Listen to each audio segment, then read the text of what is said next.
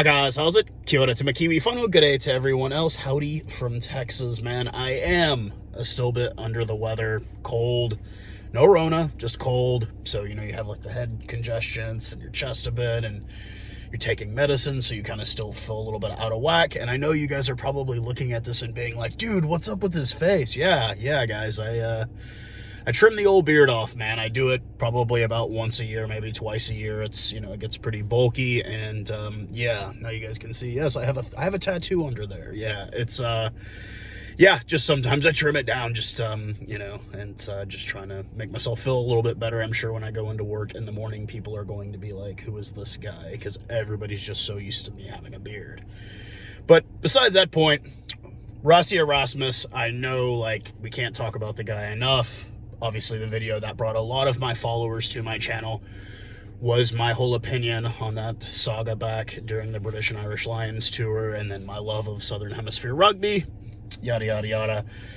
Any of my followers, you ever message me, we always talk about Rassie, how much I love that man. I think he was the greatest thing that ever happened to the Springboks in our worst time that we were ever in, a very, very dark place after Siya being let go as the head coach, and how he just took us from like probably our darkest point to winning a World Cup, man, and then winning a British and Irish Lions tour. Like, he's been the right guy for us as a head coach. And somebody from the Daily Mail did an interview with him. I will post the link to another website, a gentleman that runs a Bok memes page on Instagram, who is much like me, but he is an actual South African who just shares a passion for Springbok rugby, South African rugby as a whole, and has a really, really funny character if you follow him on Instagram. His I guess stereotypical Afrikaner father character reminds me, probably of a lot of our dads. Any of you guys had Afrikaner dads or anything like that probably remind you of your dad quite a bit. But I'll share the article, and you guys go and read the overview of the interview. But I made a few notes off the interview, just some things that I thought that were worth mentioning in a video, and you guys can go check out the interview yourself. But so the first big thing that I was a bit shocked by was, man, he lost a lot of friends when he named Siya Kolisi the captain. A lot of people thought he was doing it for a paycheck. And that was a bit of shock for me because, I am white. I'm white, obviously. I have blue eyes. I'm very much a white guy. But I didn't see it as that with Siya. Siya is a leader.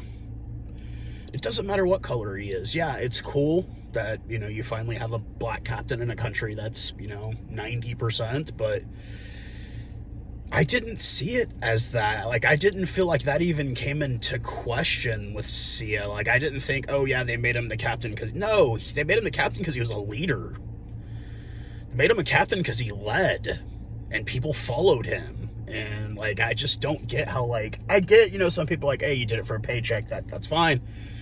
But I don't get that, because I never felt that way about Siya. Like, I always just felt like, yeah, he's the captain because he's our captain, like, he's our leader on the field. And then he brought up something that we'd already knew. He just felt like Nick Berry wasn't listening to Siya in that game, and it was creating a volatile situation in a country, that's predominantly not white. And he felt like, hey, you're creating a pretty bad situation here, bud. And I mean, like, I tend to agree. He brought up the video, obviously, the thing that all this controversy has really surrounded, and how, like, he feels like his mistake was he didn't password encrypt the video. If he just put a password on it, it would have been fine. And then mentioned how, like, of the first 35 views of them, most of them weren't even South African. It was Aussie. Aussies had 8 of the first 35 views. It was not even viewed by South Africans. And, just kind of like how when all that went down, like, it was everybody called, like, dude, are you okay? Are you on drugs? Are you drunk? Are you losing your mind? And then, like, his, leading up to the games, they would let the families come into the bubble for the players so they could spend some time with their families, because it's hard to be away from your family for that long. And his daughters, he has 2 teenage daughters. They didn't even want to come and visit him because they were embarrassed of their dad. They're like, God, you've embarrassed us, and it's, you feel for a guy, I'm a dad. I have a teenage daughter. And, like, yeah, she's embarrassed by me because, well, I'm a goober, but, you know, like, you know what I'm saying? Like, that's got to be, you know, I'm trying to do the right thing here, ladies, and my kids and my family, you know? And then it was just kind of like, you know, he brought up how him and Warren Gatland never shook hands at the end of the series. And it was just kind of like, and I'm coming from a different place with that because, you know, me, I'm a huge Chief supporter. I'm a huge Waikato Chief supporter, and he's totally in with all of that. And I don't have anything personally against Warren Gatland. I think he is a hell of a coach. I think he'd probably be better than Ian Foster for the All Blacks. That's just my personal opinion. But, like, not even getting a handshake. Apparently, like, him and Joe Marler get along really well because neither of them are suit and tie guys. And I like Joe Marler. I follow him on social media. That guy's absolutely hilarious. Not, like I said, I'm not a huge fan of English rugby, but Joe Marler is that guy is one cool bloke. Like, I would totally hang out and probably do a braai with that guy. Let him drink because I don't drink, but I'd have a Coke while he drinks. And I mean, I'm sure that guy's just got hilarious stories. I mean, his podcast is just hilarious as it is. But then there was a really big quote. It's already been floating around. I wanted to read this quote to everybody just because, like, I thought this quote really, really defines Springbok rugby as a whole. This is, like, the best definition. And it's like, if people want to talk about our style of rugby, great, because it shows they're interested. If they want to say it's boring, great. But I will take it on the chin and say, yes, you're right, but I still don't give a shit, and I'll still pick Handré Pollard over Finn Russell because I want to win. And that right there is why I love this man. Because, I mean, even I personally, at times, would probably pick Finn Russell over Handré Pollard because he's just that much better. But he loves that Springbok team so much that he would still pick his own guy over their best guy. And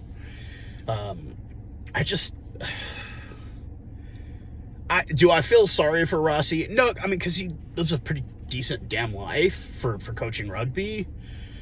Like, I don't feel sorry for him in that respect. I feel sorry for him in the respect that, like, he has to, like, kind of walk around with his head in shame a bit at times. And it's just kind of like, dude, you shouldn't. You won a World Cup, bro. Like, you know, I brought up seeing Eineke Meyer at our stadium. Like, the guy, you know, like, you kind of look Jake White. Like, if I saw Jake White, you know, it's like, yeah, you can walk with your chin up high, bro. Like, you're a champion. Like, and I do feel for him in that respect. It's like, dude, you won a World Cup. You took a team from its lowest point, and you have to kind of have a shame on you. No, there should be, like, no shame whatsoever in what you're doing. But because of the video, everything changed. And, you know, it wasn't even like he was wrong in the video either. You know, he was 100% right. He didn't just go after England or the British and Irish Lions. He went after our side too. But, yeah, like I said, I'll leave you guys the link. You can go and check out the overview of the interview. It's really great. I'm very proud of Rassie as a coach, as a supporter, obviously, of the Springboks. That man will always go in high regard. I'm not going to say forever because, you know, we could always find something out. But as of right now, you know, I'd smile if I saw that man. I'd shake his hand and I'd tell him thank you for everything you've done for your country's national team and for your country. And I'm not one of those people that would have given him shit about picking Siya Kolisi. I would have said, oh, great selection, regardless of skin tone. Great selection. Guy's a leader. He deserved it.